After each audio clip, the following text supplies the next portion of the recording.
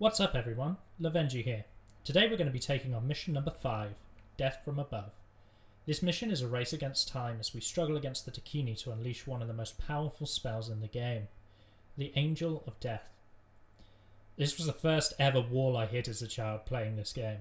I remember getting angrier and angrier until I eventually hit what I like to call Rage Zen. You know when you get so angry you just go full circle back to sort of everything is fine. That was me. Talking aside, let us begin.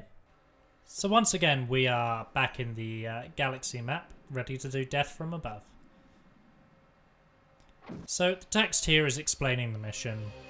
We have a vision that the Angel of Death is an unstoppable force and it will destroy everything in its path. The Dakini have a complete control of this gargoyle, but despite that, they're not going to pray to it for another few minutes, which is our timer, which is very convenient for us because it's the win condition of this mission. So whereas normally you would be expected to kill all the followers and do that through a process of arduous battles, that's not how this mission works. Whoever prays to that wins, regardless of whether you have followers left or not. So we're going to pray to this stonehead to gain the convert spell. There's some braves on an island that we're going to use that guard tower to convert. And by using those braves, we will be able to get a boat. And that boat is essential to how we're going to be completing this mission. So I panic here. I think I'm recording. I don't have enough time. Oh god, what do I do? What do I do? What do I do? And I don't get a perfect convert. A perfect convert is getting all the braves on this island. Sorry, I should call them wild men. They are wild men while they are neutral. They become braves when you convert them.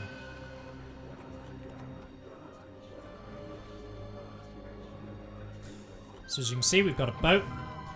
Boats are the devil. You might not have much experience with things that could be considered the devil, but I assure you the boats are a very good representation of them. They don't do what you want them to do. They're very difficult to control. And just everyone's worst nightmare. I think it's genius for a game that came out in '97 to be doing what it can with naval combat, but you really don't use them for anything at all. I think in this whole game I used them 2, maybe 3 times, because they're just so unwieldy. We're going to take the Braves over to this island, where you can see we have a sort of pre-deployed base. We're going to start building huts on this island to get our mana regeneration up ASAP.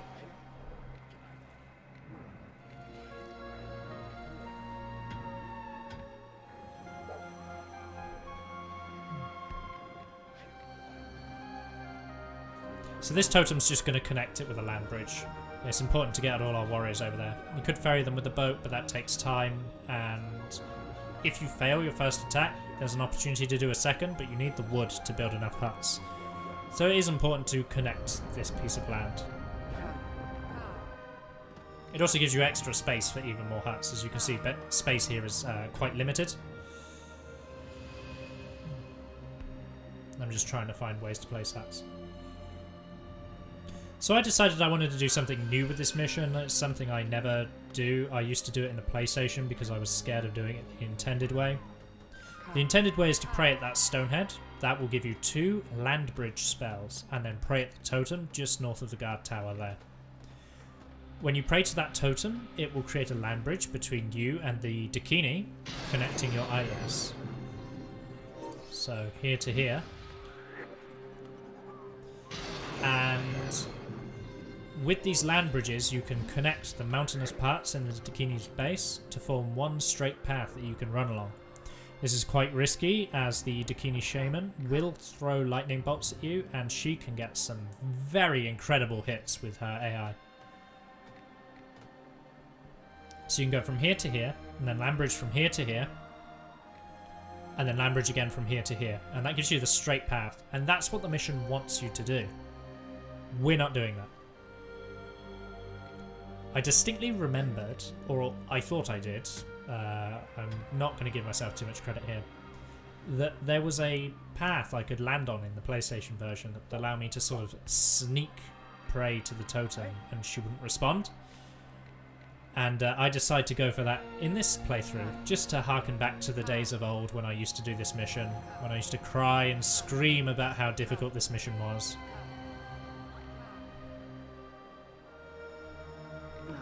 And what follows is about a minute of me trying to land on the wrong spot.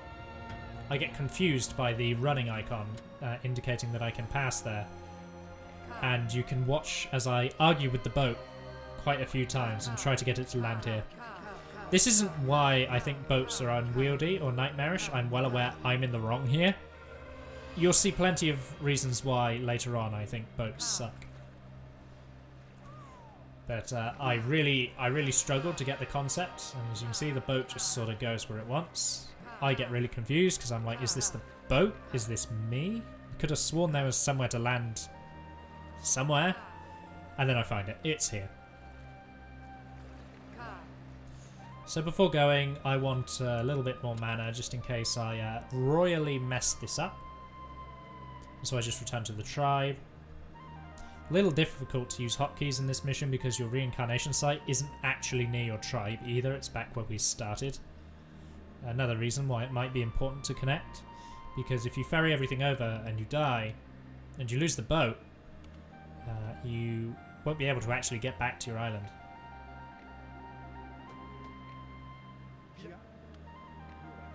Interesting thing about boats, and I assume it was because the developer didn't want to have people doing nonsense where they carry the boat across land from one place to another. If boats go too far inland, they actually explode, and they explode in a way that's fatal to Braves.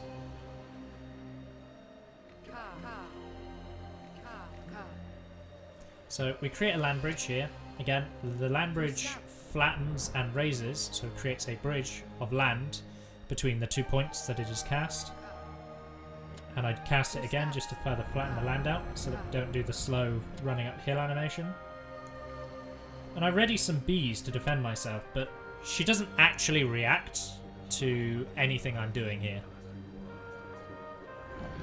And it makes this mission look a lot more trivial than I remembered it being. So this is the win condition. It's going to force us to watch as the Angel of Death destroys things.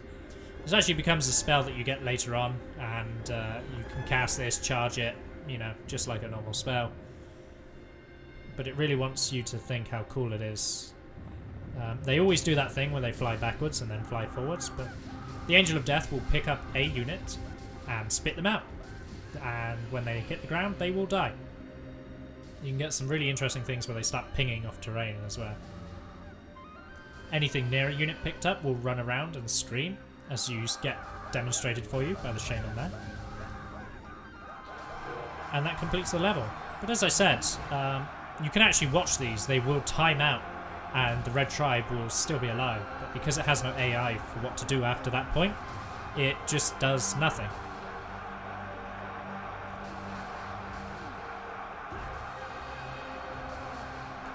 But that is Mission 5.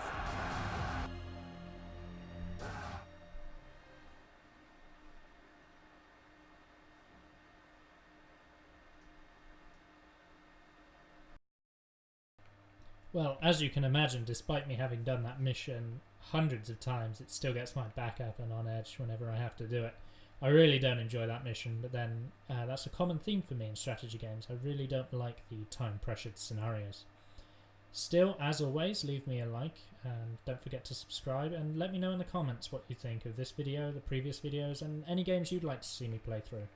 Okay, thank you, bye bye.